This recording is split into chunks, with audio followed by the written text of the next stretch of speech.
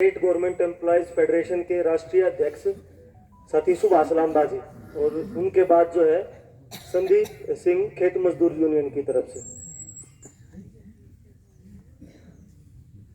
आदरणीय अध्यक्ष मंडल और यहाँ उपस्थित तमाम संगठनों के, गांव के रिश्तेदार, गणमान्य व्यक्ति, सबसे पहले तो मैं all India state government employees federation की ओर से कॉमरेड रामकिशन को याद करते हुए लाल सलाम करता हूँ और परिवार, जो शोकाकुल परिवार है, उसके प्रति गहरी संवेदना व्यक्त करता हूँ।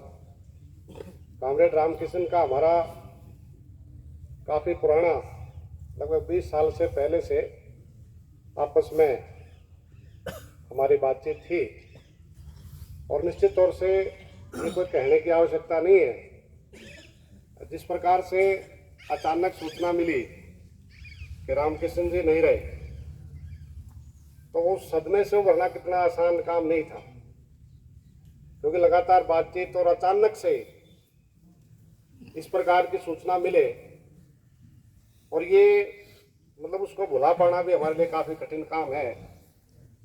और कॉमरेड रामकिशन कितने लोकप्रिय थे हर समाज में। कॉमरेड इंद्रजीत बता रहे थे कि चाहे मजदूर है, चाहे किसान है, चाहे नौजवान है, महिला है, सभी आंदोलनों में उनकी जो भागीदारी थी, जिस दिन उनकी हुई, जिस प्रकार से जन समूह मुड़ा, और आज यह प्रदेश के लगभग सभी जिलों से यहाँ साथी मौजूद हैं, तो इससे अंदाजा लगाया जा सकता है। तो इस मौके पर हम देखते हैं कि कॉमरेड रामकिशन जी, जो कॉमरेड ही पहले लिखा, संदीप बता रहे थे, सुमित, निश्चित तौर से समाज को बदलने का स्वेच्छा से इस काम में वो जुटे। और आज हम सब यहाँ इस मौके पर इकट्ठे हुए हैं, तो निश्चित तौर से जो नारे लगा रहे थे कि कॉमरेड रामकिशन की सोच पे पहरा देंगे ठोक के, तो उनकी क्या सोच थी? उनकी यही सोच थी कि जिस प्रकार से आज समाज के अंदर जाति के नाम पे, धर्म के नाम पे, इलाके के नाम पे, नस्ल के नाम पे आपस में लोगों को बांट करके बड़े पूंजीपतियों के फायदे में सारी की सारी नीतियों को लागू किया जा रहा है।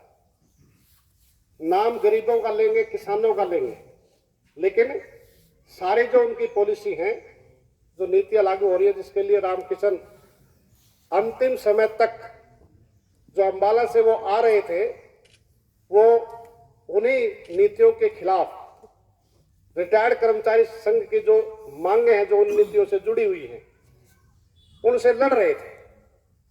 आज हम किसानों की बात करेंगे, मजदूरों की बात करेंगे, लेकिन हम व्यवहारिकता में देखते हैं कि सारी पॉलिसी बड़े पूंजीपतियों के हक में है। किसान कहेंगे कर्जों को माफ करो, तो सरकार के पास पैसा नहीं है। बड़े पूंजीपति मांग करेंगे, बगैर मांग करे ही लाखों करोड़ रुपए उनको माफ कर दिए जाते हैं। ये और उनको माफ करने में क्या कहेंगे कि इनको हम प्रोत्साहन राशि दे रहे हैं। किसान को प्रोत्साहन की आवश्यकता नहीं है। तो ये जो, और दूसरी तरफ जो गरीब है, आज बेरोजगारी भयंकर है, उस पर कोई चर्चा नहीं होगी। महंगाई बहुत भयंकर तरीके से आगे बढ़ रही है, उस पर कोई चर्चा नहीं होगी। तो ये रामकिशन जी की सोच थी कि ये जो इशू है, जनता के जो इशू है, गरीबों के, मजदूरों के, किसानों के, ये मुख्य केंद्र में इशू क्यों नहीं आते हैं। और ये बिल्कुल ठीक बात है कि वो इन मुद्दों को लेकर के लड़ रहे थे। आज हम ये कह रहे हैं कि जिस मांग के लेकर के, मुद्दों को लेकर के कॉमरेड रामकिशन ने अंतिम समय तक उस लड़ाई को लड़ा है, आज जो आंदोलन के दम पे जो हासिल की गई सुविधाएं हैं, उनको छीना जा रहा है। वो ठीक बात है कि कॉन्स्टिट्यूशन को भी खतरा है, संवैधानिक संस्थाओं को भी खतरा है, इस एकता को भी खतरा है, लेकिन जो हमने हासिल किया था आंदोलन के दम पे, यहाँ पेंशनर बड़ी संख्या में बैठे हुए हैं, अभी केंद्र सरकार में ये प्रस्ताव विचाराधीन है कि जनवरी 2004 के बाद में जो पेंशन है वो तो बंद करी दी, जो इससे पहले मिल रही है पेंशन उसको भी बंद करने की योजना बनाई जा रही है।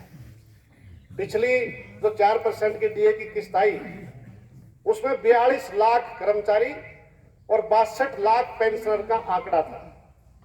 अब उनका ये कहना है कि ये 42 लाख कम होंगे, ये 62 लाख बढ़ेंगे। आखिर कब तक पेंशन देंगे? उम्र तय करने की बात चल रही है कि 70 साल करें या 75 करें, जब तक ही पेंशन देंगे। लिव इन कैशमेंट है उसको बंद कर रहे हैं कि कोई सेविंग अकाउंट नहीं है। डेमोक्रेटिक जो राइट है अपनी बात खुल करके कह देते थे, आज वो जो हमला है कि अपनी बात कह नहीं पाएंगे। दिल्ली के अंदर वहां प्रोटेस्ट करना आसान नहीं है।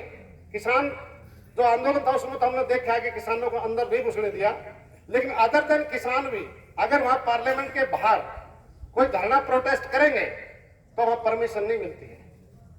कितनी रिस्ट्रिक्शन है, कितनी रुकावटें हैं। तो इसलिए वो जो हमने लड़ करके हासिल किया था उसके ऊपर हमला है। बेरोजगारी का संकट सबको मालूम है। आज पढ़ा रहे हैं, लिखा रहे हैं, लेकिन नौकरी कहां मिलेगी? 4 साल के लिए अग्निवीर, पिताजी बाद में रिटायर